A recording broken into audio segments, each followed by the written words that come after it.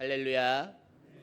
오늘 이렇게 주님 말씀을 사모하는 마음으로 주의 전에 나오신 우리 성도님들께 오늘의 말씀이 정말 위로와 격려의 말씀이 되기를 소망합니다.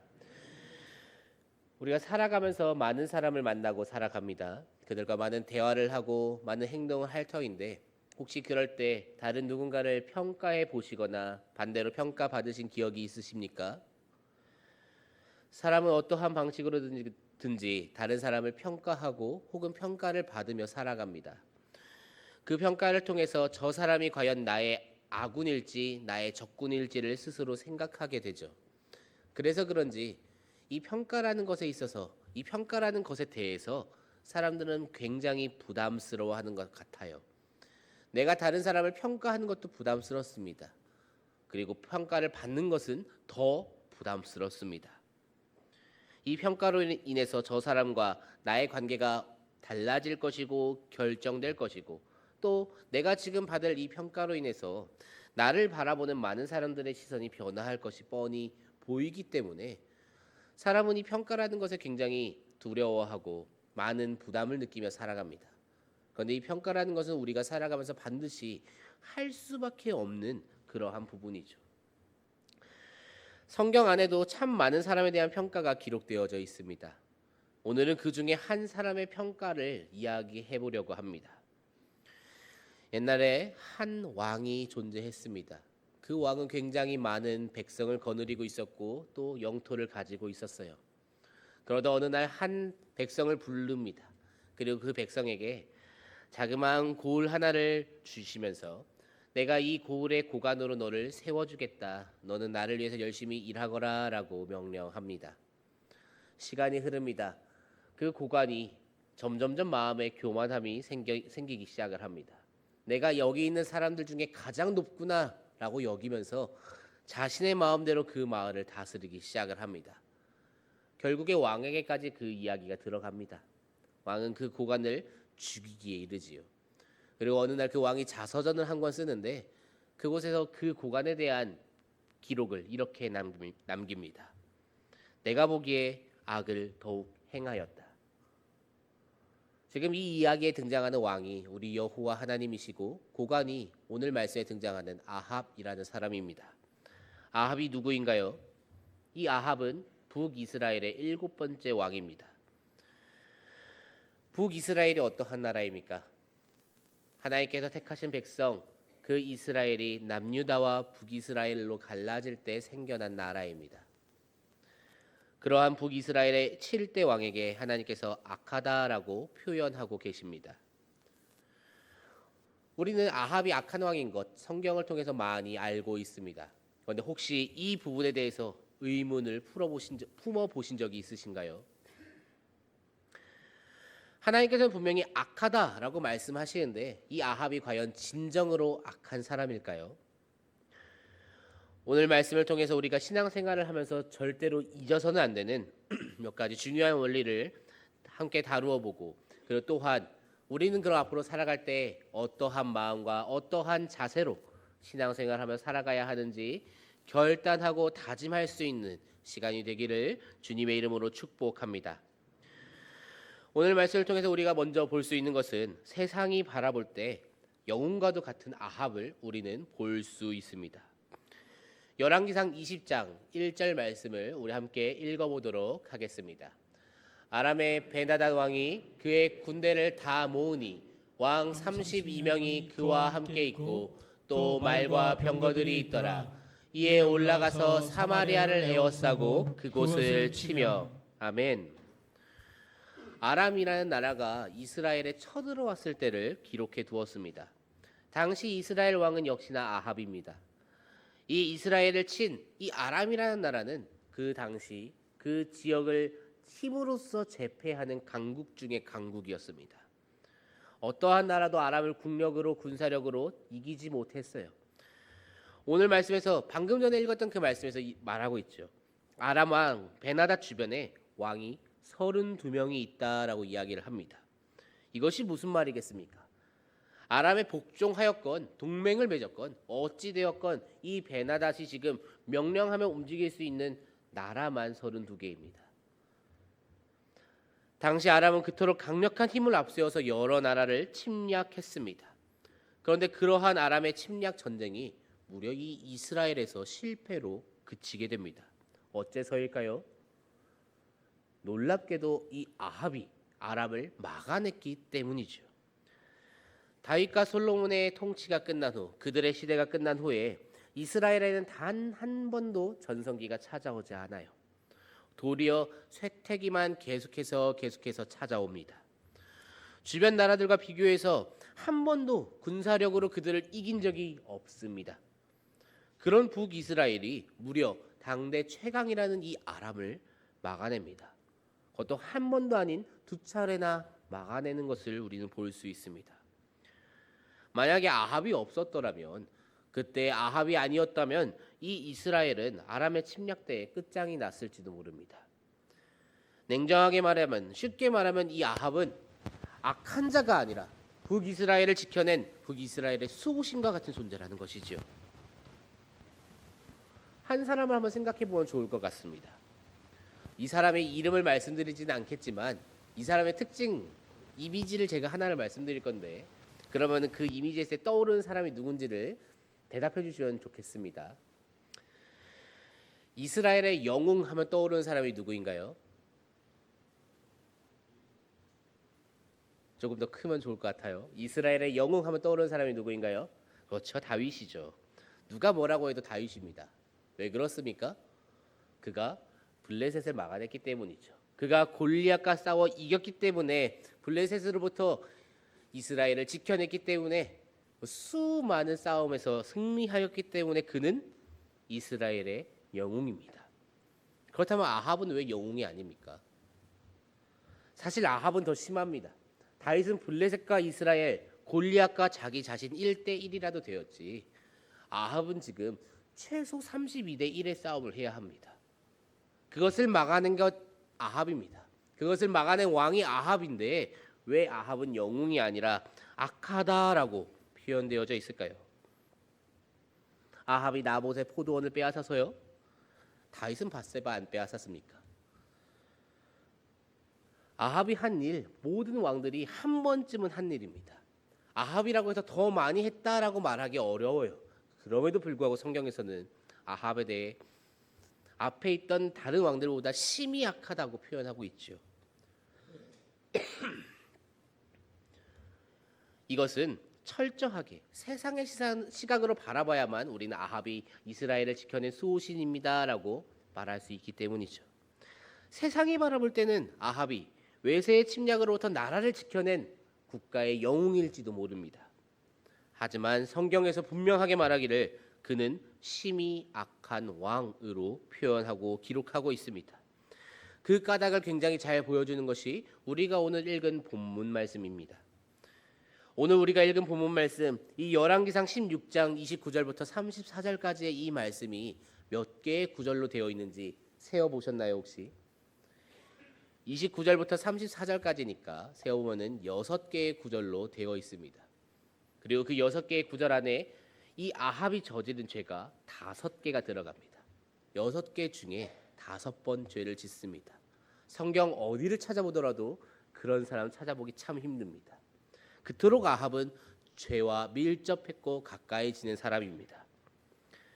그가 어떠한 죄를 지었나요? 오늘 말씀에서만 보여주기를, 오늘 말씀에서만 말하고 있기를, 그는 시돈 사람 이세벨을 아내로 삼고요, 우상을 만들고 그 우상을 위한 제단을 짓습니다. 이세벨의 집안에 상도 만들어 줍니다. 그리고 여리고가 그의 때에 건축이 됩니다. 아합이 행한 이 모든 일은 다 하나님께서 금지하신 것입니다. 이스라엘의 왕이 지켜야 하는 규례들 중에 이방인을 아내로 들이지 말라고 하셨음에도 불구하고 아합은 이세벨을 아내로 맞아들입니다. 우상을 섬기고 그것에 절하기 위해, 그것에 제사 지내기 위해 제단을 짓고 집에 상까지 만듭니다. 여리고는 하나님께서 저주까지 하셨습니다.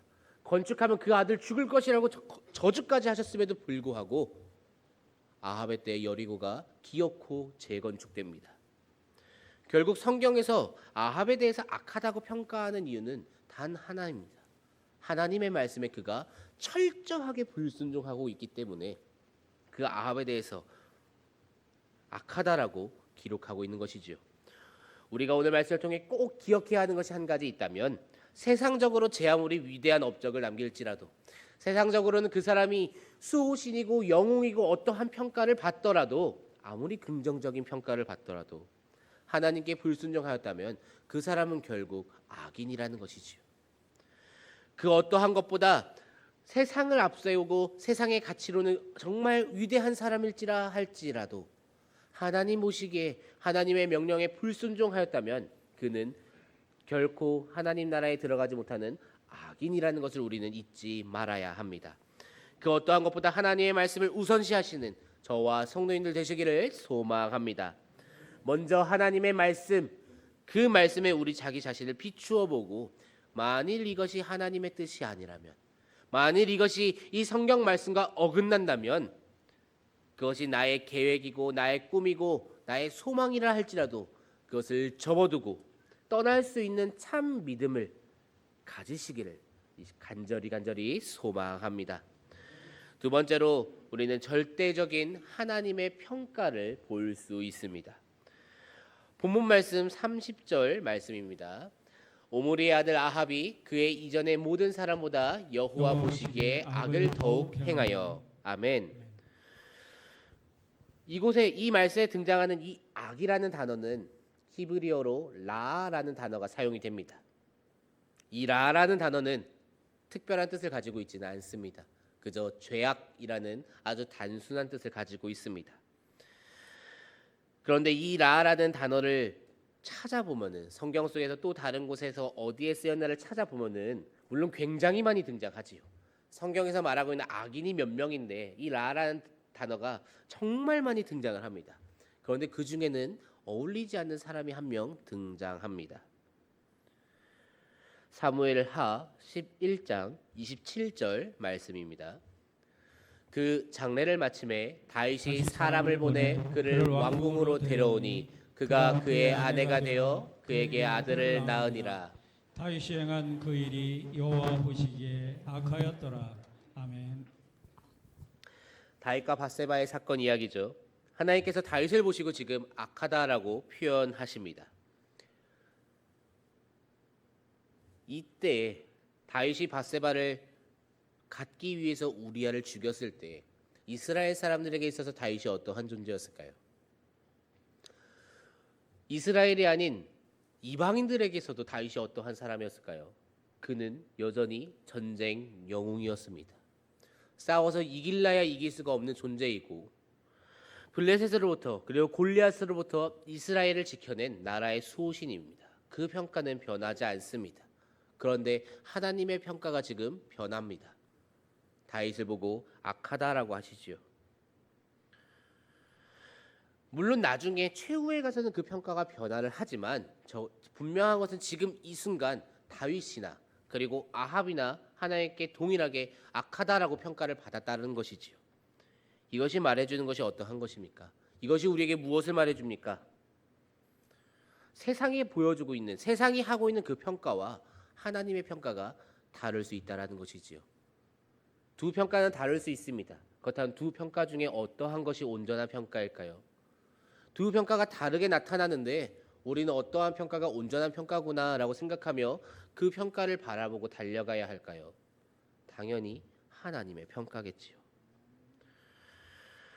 지금 이스라엘 사람들 보고 가장 존경하는 왕을 뽑아보세요라고 하면은 누구를 대답할까요? 망설이지 않고 다윗이 나올 겁니다. 어떠한 사람을 가장 기다리고 있나요? 라고 물어보더라도 다윗이 나올 겁니다. 제가 지금 이 자리에서 성도님들께 성경 인물들 중에 닮고 싶은 사람 딱 10명만 생각해 보세요라고 질문을 던지더라도 10명쯤 되면은 다윗이 그 안에 반드시 포함될 겁니다. 그만큼 다윗은 우리에게 있어서 위대한 사람입니다. 우리가 닮고 싶어하고 배우고 싶어하는 사람인 것은 분명하지만 그 또한 하나님 앞에서 악하다라는 평가를 받았다라는 것이지요. 이처럼 인간의 평가와 하나님의 평가는 다를 때가 있습니다. 사실 있는 수준이 아니라 굉장히 많이 다르게 나타나겠지요. 하나님의 평가는 완전한 평가인데 반해 세상의 평가는 불완전하기 때문입니다. 가지고 있는 정보의 양도 다르고 질도 다릅니다. 사람은 가지고 있는 그 정보가 불완전해요. 제가 가지고 있는 정보와 우리 성도인들이 가지고 있는 정보는 다릅니다. 그 분야가 어딘가에 따라서 양도 변하고 질도 변합니다. 근데 심지어 세월이 흐르면 이것의 가치조차도 바뀝니다. 그러한 것을 가지고 우리가 다른 사람을 평가하고 사건을 평가합니다. 그것이 얼마나 온전한 평가가 될까요? 우리는 과거에 대해서 많이 평가를 내립니다. 그리고 그 평가는 10년이 지나면 분명히 변화합니다. 또 10년이 지나면 또 한 번 변화할 겁니다. 불완전하다라는 것이지요. 그러나 하나님의 평가는 하나님께서 오늘 성경에서 지금 이 순간 다윗이 악하였다, 지금 이 순간 아합이 악하다라고 평가하신 그 순간 그 평가는 변화하지 않습니다. 영원토록 그 순간에 그는 악하였고 영원토록 그 순간에 그는 심히 악한 사람이라는 것이죠. 왜 그렇습니까? 그것이 하나님의 기준으로, 변화하지 않는 하나님의 기준으로 내린 평가이기 때문입니다.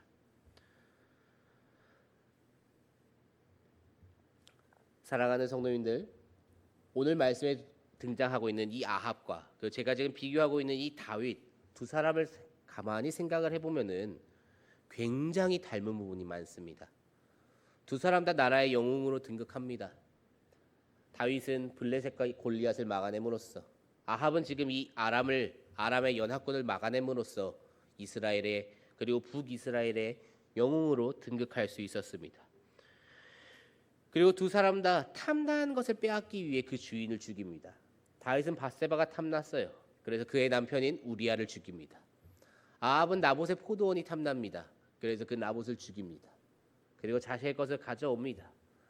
하나님께서 그 사건을 두고 동일하게 악하다라고 평가하고 계십니다. 라라는 그 단어가 토시 하나도 다르지 않게 나타납니다. 참 비슷하죠.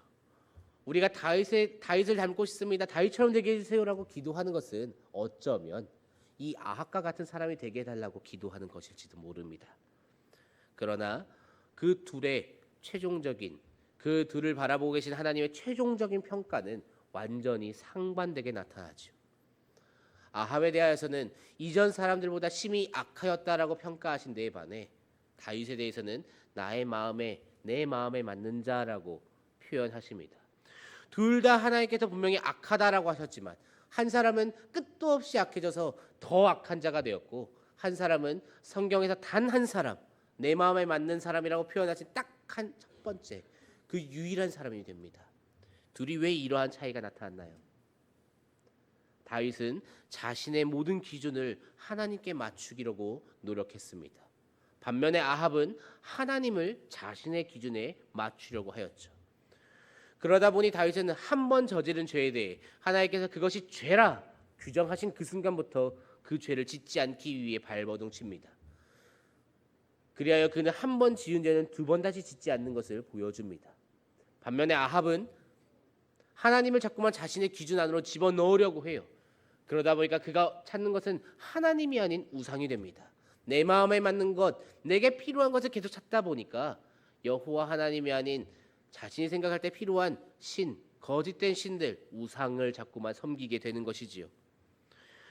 우리가 신앙생활을 하다 보면은 우리가 바라보는 시선과 이 성경에서 말하고 있는 것이 다르게 나타날 때가 너무나도 많습니다. 그러면 어떻게 하나요? 그러면 우리는 어떻게 해야 하나요? 입으로는 하나님의 말씀대로 살아가야 합니다라고 고백하고 선포합니다. 그런데 우리의 몸은 하나님의 말씀이 아닌 나의 생각, 나의 이익, 이 세상의 기준대로 살아가고 있다라는 것이지요.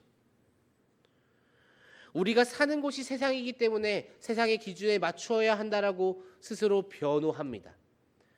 내가 이 친구들과 연을 끊을 것이 아닌데 어떻게 매번 놀러 가자는 것을 거절할까라고 생각을 하고 주일날 한 번쯤은 같이 여행 가질 수도 있죠. 저도 그랬습니다. 청년 때 그때도 신학대학원을 목표로 하고 있었는데 자꾸만 주일에 여행 가자고를 그들이 거의 100번쯤 부탁해서 한 번은 가져야겠다 하고 한 번 갔다가 와서 담당 목사에게 엄청나게 혼났습니다. 너가 제정신이냐 하면서 그랬던 적이 있어요. 우리가 그토록 연약한 존재라는 것이죠. 우리는 잠깐만 마음에 방심을 하면은 죄를 짓습니다. 죄가 짓기가 너무나도 편해요. 내가 지금 살기에 편안한 상태이다라고 생각이 들면은 죄 속에 있을 만큼 우리는 죄와 가깝습니다. 왜 그렇습니까? 그것이 세상에서 사는 자이기 때문이죠. 세상으로 시작해서 세상으로 끝나는 세상 사람들에게는 그렇게 살아도 뭐 괜찮습니다. 그들은 세상 사람이기 때문이죠. 그러나 우리는 어떠한 사람입니까? 우리는 하나님 나라의 시민권자입니다. 하나님 나라의 시민권자입니다. 맞습니까? 그러면은 그 시민권자답게 살아가야 합니다. 어떠한 모습이 하나님의 시민권자답게 살아가는 모습입니까? 하나님의 시민권자는 어떻게 살아갑니까? 그들은 하나님의 말씀을 붙잡고 이 세상을 살아간다라는 것이지요. 다윗도 그러합니다. 그가 죄를 짓지요. 자신이 원하는 대로 행동하는 순간 죄를 짓습니다. 그러나 하나님께서 그것을 바라지 않는다라고 말씀하셨을 때 하나님의 그 말씀을 붙들고서 살아가기 시작하면 그는 의인으로 변화합니다. 오직 말씀을 따라 살아가시는 저와 성도님들 되시기를 소망합니다. 그때 우리도 아합에서 벗어나서 다윗처럼 될 수 있을 줄로 확신합니다. 오직 하나님 말씀을 나의 기준으로, 오직 하나님께 나를 맞추면서 살아가시는 저와 성도님들 되시기를 소망합니다. 그렇다면 오늘 말씀을 통해서, 오늘 본문을 통해서 우리는 어떻게 결단할 수 있을까요? 이것을 위해서는 먼저 한 가지 질문을 던져보면 좋겠습니다. 과연 우리 주님께서는 우리를 보실 때 무엇이라고 평가하실까요? 종종 스스로에게 그러한 질문을 던집니다. 과연 하나님께서는 나를 어떻게 평가하실까? 과연 하나님께서는 나를 어떻게 평가하실까? 제가 종종 이러한 질문을 던지는 몇몇 사람이 있습니다. 하나님께서는 너를 어떻게 평가하실 것 같아? 라는 질문을 던지기도 하고요. 저 자신에게 던지기도 하고요.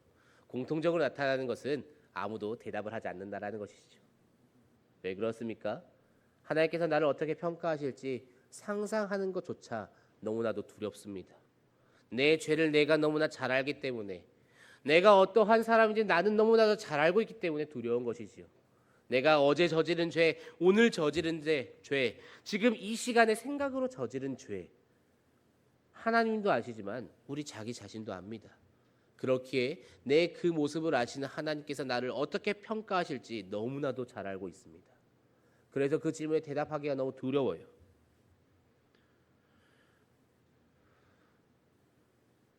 사람은 다른 사람이 하는 불완전한 평가에도 벌벌 떱니다. 사실 우리 학생들이 보는 그 시험이나, 아니 우리 청년들이 자주 보는 자격증 시험이나, 직장인들이 하는 진급 심사도 다 그러한 평가들 중에 하나 아니겠습니까? 그러한 것들을 적당히 준비해서 임하는 사람을 저는 본 적이 없습니다. 자격증 시험을 봐야 하는데 그냥 가가지고 앉아있다가 문제만 풀고 나오면 되지라고 생각하는 사람은 없을 겁니다. 기말고사를 봐야 하는데 그 기말고사 그냥 당일날 혹은 전날 조금 책 좀 보다가 시험 보면 되지라고 생각한 학생 존재하지 않을 겁니다. 진급심사를 눈앞에 두고 있는데 출퇴근 시간 적당히 맞춰서 출근하고 퇴근하고 그렇게 생각하는 직장인도 세상에 존재하지 않을 겁니다. 왜 그렇습니까? 그렇게 해서는 좋은 평가를 받기가 불가능하기 때문이지요. 그래서 목숨을 걸고 악착같이 달려듭니다. 조금이라도 더 좋은 평가를 받기 위해서 발버둥 칩니다. 정말 최선을 다합니다. 그런데 참으로 아이러니하게도 완전한 평가를 하시는 하나님의 평가에 대해서는 그토록 진지하게 생각하지 않습니다. 제가 질문하기 전엔 그 누구도 생각하지 않아요. 저조차도 제가 저에게 질문하기 전에는 자연스럽게 생각하지 않는 것 같습니다. 그렇기 때문에 하나님의 평가에 대해 생각 자체를 하지 않으니까 그 평가를 두려워할래요. 두려워할 수가 없겠지요. 믿지 않는 사람들까지는 그럴 수도 있다, 그럴 수도 있겠다라고 치겠습니다. 근데 우리는 왜 그러는 겁니까? 우리는 왜 그렇게 행동하고, 왜 그렇게 생각하고, 왜 그렇게 살아올까요? 불완전한 세상의 시선과 평가를 신경 쓰느라 정작 중요한 우리 주님의 평가에 대해서는 생각을 하지 못합니다. 과연 우리 주님께서 나를 어떻게 평가하실지 그것에 대해서 우리가 두려워하며 살아가야 하는데, 내 옆에 있는 이 사람이 나를 어떻게 쳐다볼지, 저 사람이 나를 어떻게 바라볼지 그것에 집중하다 보니까 정작 하나님의 평가는 놓치고 있다라는 것이지요. 우리는 주님의 평가를 놓치고 있지 않은지 계속해서 스스로 돌아보아야 합니다. 말씀을 정리하려고 합니다. 오늘 말씀을 통해서 우리가 결단해야 하는 것은 결국 사람의 눈치를 보면서 살아가는 것이 아니라 과연 내가 주님의 명령대로 살아가고 있는가, 주님께서 나를 어떻게 평가하실지를 생각하며 오늘 하루를 살아가고 있는가, 우리는 자기 자신을 돌아보아야 합니다. 그래서 그 평가하심이 하나님 보시기에 악을 더욱 행한 자가 아니라 하나님이 보시기에 내 마음에 맞는 자가 되어야 합니다. 그리고 그렇게 될 수 있기를 간절히 소망합니다. 그러기 위해서 우리가 해야 하는 가장 중요한 일은 아까 말씀을 통해서 우리가 확인했듯 둘 다 악한 사람이었지만 그 두 평가가 갈리게 된 그 지점, 한 사람은 하나님께 자신의 기준을 맞추었고 한 사람은 자기에게 하나님을 맞추려고 한 그 모습들을 우리는 기억해야 합니다. 결국 쉽게 말하면은 우리가 해야 하는 가장 중요한 일은 모든 기준을 세상으로부터 하나님께로 옮겨야 한다라는 것이지요. 판단의 기준, 생각의 기준, 행동의 기준, 그 모든 기준들을 다 하나님께로 옮겨야 합니다. 세상의 평가, 그로 인해 벌벌 떨던 과거의 모습은 완전히 버려버리고 이제는 하나님의 시선만을 바라보며 하나님의 말씀만을 바라보며 주님의 말씀에 순종하고 실천하며 살아가는 저와 성도인들 되시기를 주님의 이름으로 축복합니다.